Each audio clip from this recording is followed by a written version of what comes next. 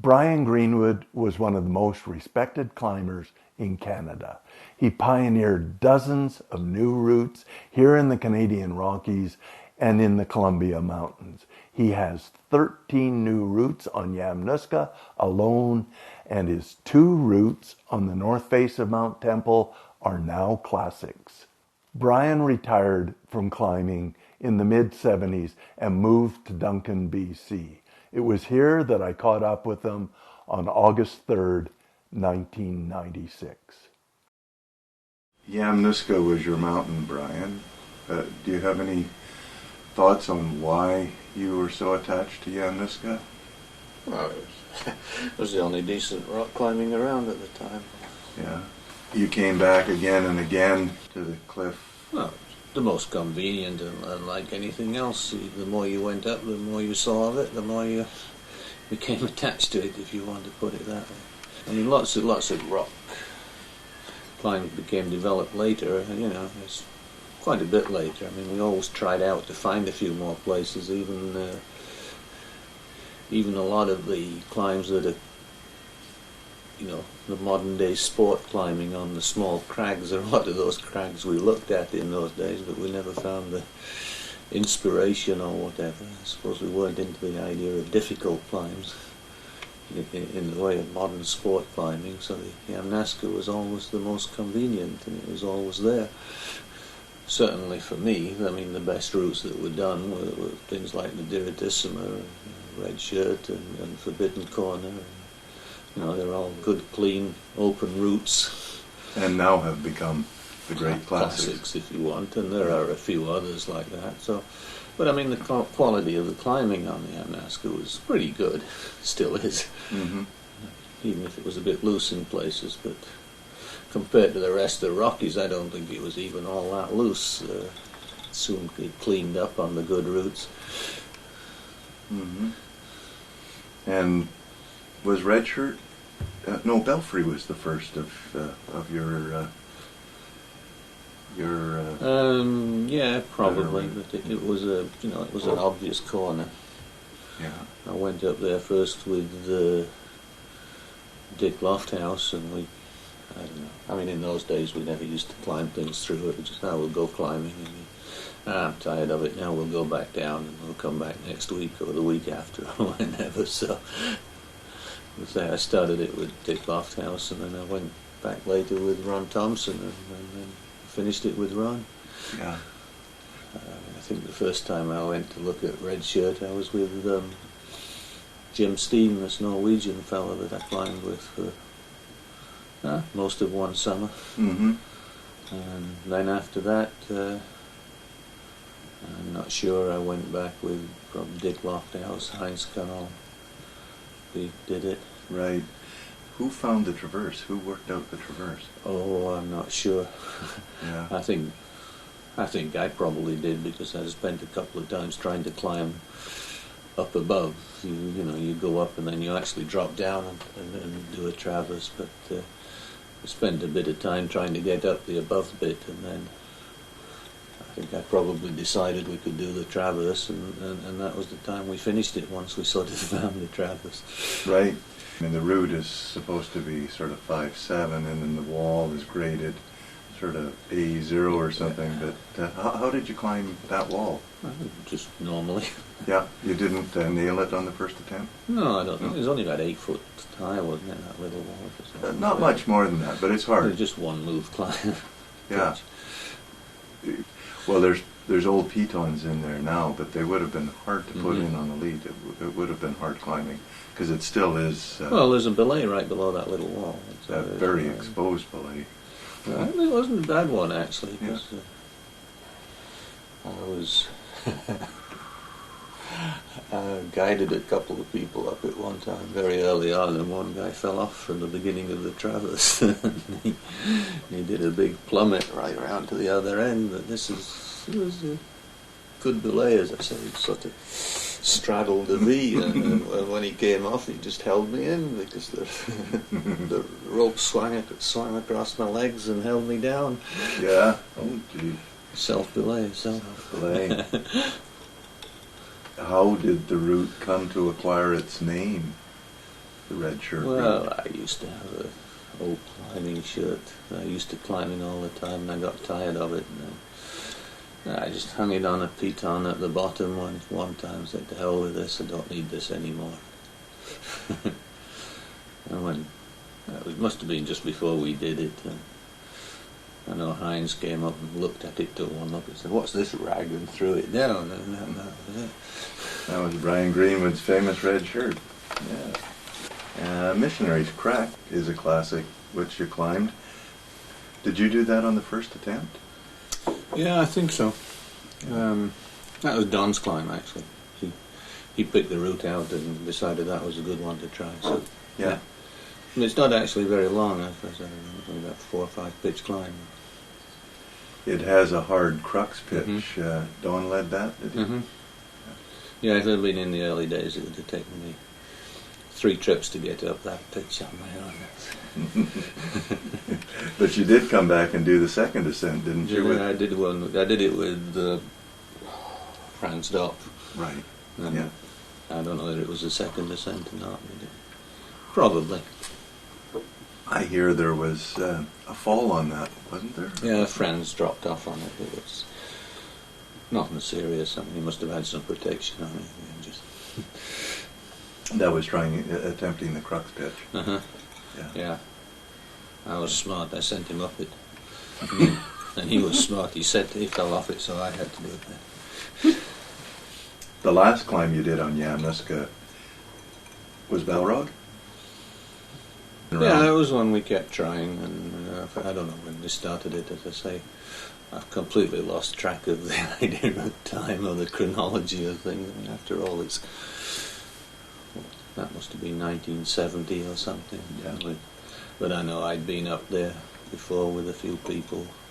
And you were stuck in the middle there. There's a hard Yeah, pitch. there's sort of a little bit of a messy piece, isn't there? I think we put about 3 bolts in. They're probably gone now because they probably weren't necessary. Sort of tried to fit some bonds in there, but it was getting out at the top that was the trouble. And then when I got up there, we found sort of a little ledge that out into the middle of the wall, and then we sort of fine climbing up the wall. I don't know, probably 5'9" or something like that. But And thin climbing for those days, probably quite standard climbing for now. who led the crux pitch on that one? I led that time, yeah. Did you? A bit disappointing actually, because that was the end of the climb really. I mean, you've done it, the top half was nothing, there's nothing there. It was, I say, it was very disappointing to find that you didn't have to climb out the top. Were there were there other lines on Yamnuska that you hope to do, or that you looked at? There were hundreds that I tried and never got up. But even I don't know. I haven't seen a guidebook what it's like now. But, for instance, where Bottleneck goes. Just over to the left from there's another big finishing corner. I would imagine somebody's done it now, but I have no idea. Yeah. And with us a few times, on Grillmeyer, the first chimney sort of thing, a big block off the wall and a chimney behind it. We tried to climb up from there. We got up 2 or 3 pitches, but never got any further. I don't know whether anybody's done that now. I would imagine so, the standard of climbing. And I went up with Tim once from the bottom of the chimney, or that little wall. Tried to go off to the left and up there. We did a pitch or 2 and came back down. There's a lot of all kinds of possibilities for short routes like that. As I say, they've probably been done, but I don't know. Yeah. And I always tried to find a thing called Grillmeyer Arrête, but it was a bit messy. I couldn't really find a route up there, out on the outside from the Grillmeyer. In fact, where Don and Tim did Carl Wall, I'm sure I was up there as well. And we probably couldn't do the hard bit in the middle.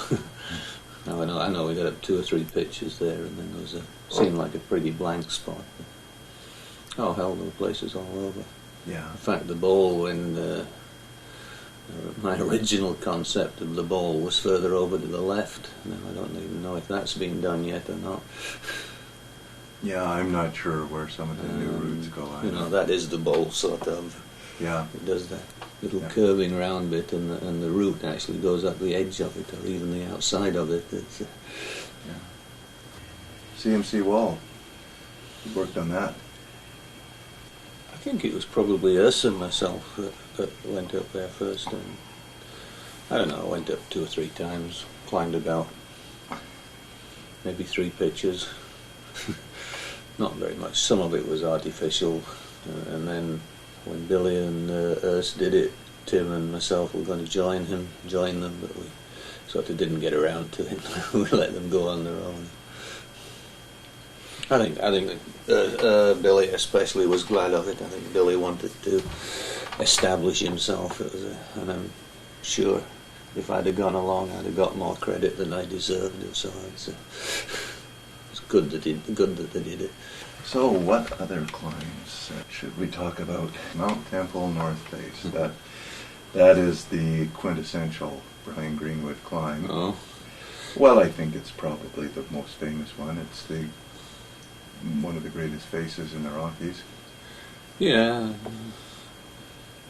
I went up there with Jim Steen again in the early days, and we sort of took one look at it, or some maybe climbed up the bottom bit, and you look at the bottom, it's really foreshortened. I remember saying, we'll be off by noon. It wasn't quite that easy, and then we went back when we did it. What was that, 66?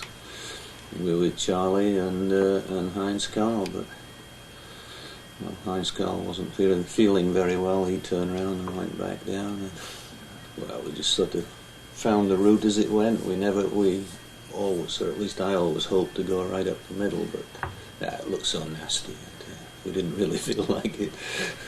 And eventually it turned out it probably saved your life. Well, it was too hard for me. I don't know whether anybody else has tried going up the middle there or not. I know there's various routes over to the side,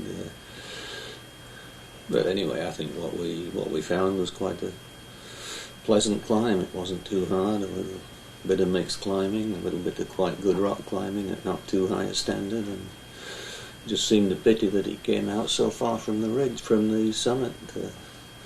And you had to come out at the edge of the ice there and then walk all the way up the ridge. It has a great reputation as being a classic line. So that's good. Yeah. Well, originally we thought it would be possible to go straight up that centre ice field, ice couloir or whatever. I mean, we even called it the Dolphin because of its shape, and it still looks like that, sort of that way. Obviously, we went off to the side and sort of skirted up where we'd hoped to go all the way. Did the climb feel really big and really serious? No, I think it was, to me anyway, I think it was a letdown on my anticipation of what I expected it to be. Really? You always have visions of climbs like the Eiger, and very seldom get that sort of thing. Yeah. Maybe the only thing that's approached it in Canada is the North Twin. When you and Heinz and Charlie started up in 1966, how did you feel when Heinz turned back and there was just the two of you? I don't think it made much difference because, as I've just said, I was a little bit disappointed in it. I didn't feel it was a big route. That might be, it was not as big a route as I expected it to be. Yeah. It was only like doing a red shirt in the middle of a lot of mixed climbing. Yeah. Charlie Locke was your partner. Did you share leads or did you do most of the leading? I think in that instance I did most of the leading, and then what happened? We had a bit of bad weather, like early the next morning, 2 mornings on it. The second morning I think we had a bit of bad weather, but nothing too serious, no great storms or anything, just a bit of snow and a bit of ice on the thing. The east face of Mount Babel, that's a different story. That's harder, more serious. Yeah. Well, that's another one I went back 2 or 3 times. I think the first time I went up with Lloyd McKay. And, Charlie might have been the second time I was up there. Yeah. When I was with Charlie. It was just after Temple, I guess. Yes, it was. Well, I knew the way pretty well. It was, and a lot of rotten rock just before and around the crux anyway. Crux was one problem because we weren't quite sure which way to go. There was one crack off to the side and then the other one up the middle, and I'm not sure where Charlie was, and he fell off. I think he was on the, well, I think I put down in the journal account it's a good thing he fell off because we were going the wrong way anyhow. There's a bit of route finding problem there. Yeah. I finally went back with John Moss. He put in 2 or 3 bongs and then a bolt, and then came down and we bivouacked on that ledge and then finished at 2 pitches the next morning. Yeah. Now those 2 pitches at the top, they're considered pretty hard. It was pretty chossy. I mean, it was artificial for just the 1 pitch, and there's a lot of loose rock down below it as well. You've got to be pretty careful on the loose rock for about 2 pitches before the crux. The crux we did all artificial. It might have been 15, 20 feet of artificial with 1 bolt in there. And then I hear Jeff Marshall, he tells me he did it free anyway, so. It was pretty hard though. It was, Mark Twight, some of the other guys, and they were pretty impressed. It's sort of low 512s. Well, I mean, that's free climbing. He certainly didn't do that. Yeah. That first attempt, the second attempt, when Charlie fell and broke his wrist, that must have really stuck in your craw, having to be rescued. Well, a little bit so. I mean, I'm sure we could have got down to the bottom, but I don't know who it was. There was somebody down at the... I think they might have actually sent a warden out to have a look at us. I'm not sure who it was that was down there. I have a feeling it's somebody that I know. Anyway, he went rushing off, and I think Walter came back that night and came to the bottom and shouted up at us, and then the next morning there's a helicopter and everything. Yeah. Did you feel... These were the early days of the rescue, where they set up a tripod at the top and lowered a rope down there, and Billy Vroom came down on the rope. Yeah, I think you'll never forget that. Yeah, I think he was more traumatized than we were. Right. When you returned with John and climbed the route, it must have been a very sweet comeback. Yeah. But I mean, it's been a feature of my climbing. You get up somewhere and then you can't get up the next bit, so you go away and think about it and come back a year or 2 later. And you move up another 10 feet, and that's right. Just happened to be the crucial 10 feet there. You did a lot of winter climbs, actually, when you put the list together. Mount Louis, Traverse of Rundle, Hungabee, Victoria, Castle Mountain. What drew you to winter climbing? Well, I never much of a skier. I didn't like skiing, especially on lift skiing. And, just seemed winter climbing was a good thing to try. And after all, they're not very difficult climbs now. It's just that nobody had climbed them in winter before. We just, it's nice to be there first. You can do all the easy ones and pretend you've done some winter climbing. Well put. I suppose you're breaking new ground in a way. I mean, it was the actual climbs rather than ski ascents of something. Anything you remember in particular about any of those climbs? Well, no, you were on as many as I was. Well, I was on some of them. I was with you on Hungabee, and you weren't there on a Assiniboine. I was there on the Assiniboine too. Yeah. Well, I didn't climb a Assiniboine. That was. Yeah. Why did you turn back there? Same as always. I wasn't enjoying myself, probably.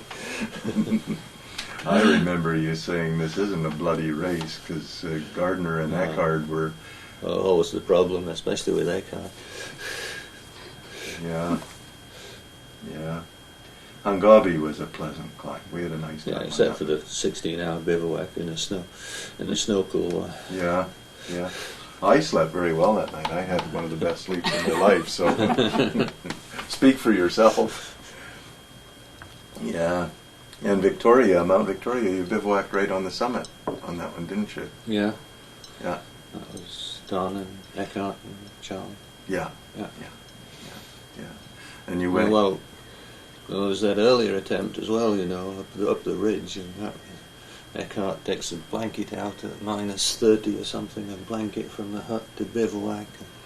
That was one another blanket? time. It was blowing and blizzarding up there. And Archie and I just said, to hell with this. I don't know how far up the ridge everybody got, but they came straggling back one at a time, so frozen to death. Yeah. I've always thought that the factor of competition among people makes them push a little bit harder.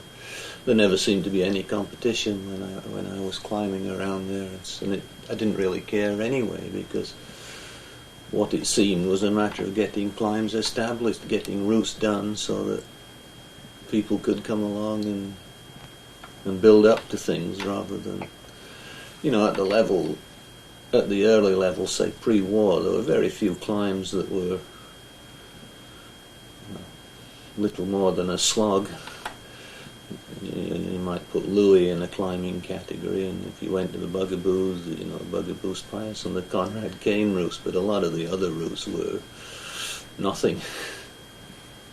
Yes, that's right. Like Hungabee was considered a big mountain, Victoria was considered a big mountain, Alberta was the big mountain, Alberta and Robson. But they weren't really hard technically or anything like that. Well, you definitely are credited with starting the modern technical climbing, where but that's a long way behind. I mean, I was doing things that they were doing in Europe in 1920. Right. That's right. So there was enough precedent, if you want, for what I was doing. I wasn't doing anything new, only new in Canada. Yes. And I mean, I knew I wasn't, when I got on to doing things like North Face or Temple or Babel, I thought, well, maybe here I'm doing routes which might become classics in the same way as, the famous routes of the Alps. And, Babel you think of in terms of maybe it'll be a Grosse Zinner, or whether it is or not, I don't know, probably not. But I think it has... a similar kind of thing, yeah. Yeah. You climbed in Yosemite, too, towards the end of your career.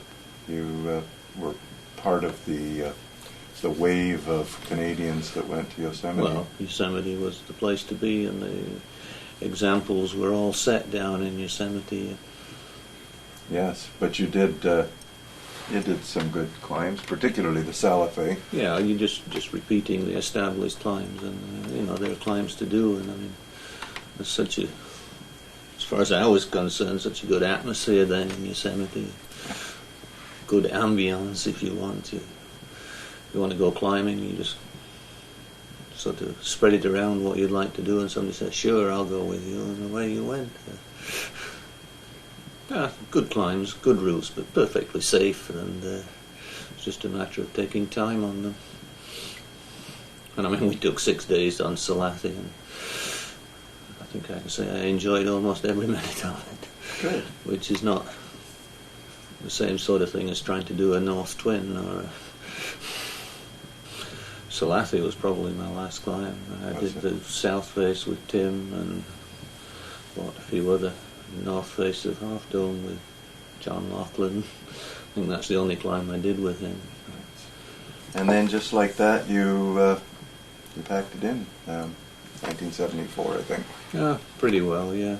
Yeah. And why so abrupt and a finish? I found I was getting too careless, and I think it's well, anyway, it scared me a bit some of the times, and when I realized what I was doing, I was doing things wrong, and early on when you start climbing, you don't know whether you're doing things wrong or not. You think you're involved. Yeah. And Did when you realise you're not, it's time where you start to worry about it. And did you have a close call or two that sort of reinforced not this? that you could put it this way. I had what could have been close calls. Such as? Well, like when we did Bourgeot, the right hand, I was off the top of the wall first, and there was a big snow slope up there, and I thought, what the hell, I'll just cut across this. And I sort of got in the middle of it, and I thought, oh, this is stupid. I told the others to go all the way around the top, but I should have come back and followed them as well. But, you know, it's the kind of place where people get caught in an accident, you know. Yeah. I mean, how do people get in accidents? How does somebody like Bugs fall through a cornice on a Cinnabon in summer? It's carelessness, I would say. Yes. That's the only thing I can think of. And if you sort of trudge across this cornice and get to the other side and look back and you think, God, why did I go there? That's the type of thing I mean, is might not be strictly that Yes. that illustration, but similar things. Yeah. I heard a great story last night from, actually today, just this morning, from Rob Wood about Kellogg's and the aftermath of Kellogg's. I mean, we're in the bar in the Cascade Hotel. That wasn't the time when... You ended up in jail and the big smash up. Was that time? That's what Rob... It was probably in the same order, yeah. Yeah. No, I ended up in jail in Banff. Well, not regularly, twice. The first one was the funniest one. I'd been drinking with Bruno and Rudy Goetsch and Gordy Pato. Bruno's Banff figure, Gordy's Banff warden. Yeah. And Rudy's, well, you know, another Banff figure, coming guide sort of thing. Anyway, they took me away and put me in jail, and the other three were coming to rescue me. And Gordy went through a glass window. There used to be a Esso service station at the, I don't know where the streets are, it's a McDonald's or something now at the corner or one or another. He went through his plate glass window on his bicycle on the way out. He never did get there. Why did you get thrown in jail? Oh, I don't know. It's, somebody in the pub, in the bar complaining. I think actually they had a silly little fire, which was an electric light bulb under red paper, and I started pulling it apart. I said, I'm going to light this fire properly, and the next thing I knew, the gendarmes were there. Yeah, it was this sort of thing you do. They were going to break you out of jail? Yeah, they were going to spring me. But they never did get there. What happened after Kellogg's? What was that one? Oh, we just got into a little bit of a hassle with somebody. Rob broke a nose, or somebody broke Rob's nose. Rob said that you were pretty bloody afterwards. Yeah. No, nobody hit me. I didn't have any trouble. No. I mean, I was so drunk we couldn't fight anyway. This guy comes up to me and sort of grabs me by the collar. He's going like this. He says, "Oh, hi, Brian. How are you going?" There's some kid who just started climbing. Great. You were hit by lightning on Hungabee. Oh yeah, that was a long time ago. Only just got here. And, well, Lawrence Grassi always used to say, "Oh, I hope your insurance is paid up. You're going up Hungabee today." That was. I mean, you know, it was the only thunder all day. We happened to be right on the top. I mean, you know, and like true novices with ice axes sticking out of our packs. But what do you do? We just turned around and started running, and bang. Yeah. What happened? What damage was done? Not first. Which is a heavy one. The two lighter burns anyway, all down my back and one leg, and that was it. I spent about 3 weeks in hospital and that. And your boot? Well, I just, you know, that's sort of torn my trousers and split one boot apart. I thought you might like to tell us the story of starting the Association of Canadian Mountain Guides. Well, this was, first of all, the guiding thing, Walter was issuing guide licenses, and you didn't really have to do anything. You just went up to Walter and said, "Oh, can we have a guide license?" And Walter would say, "Okay, you have a guide license." And I don't know who there was at the time. Heinz Carl, Hans Schwartz, Peter Furman, Leo, I think, had licenses. Hans, of course, Heinz Carl, did I mention him? About 7 or 8 of us anyway, Dick Lofthouse.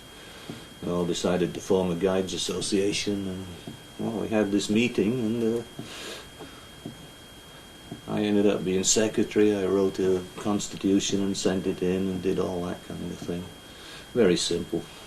Designed the badge, which I think is pretty poor. I mean, it could be a little bit better if they're still using the same badge.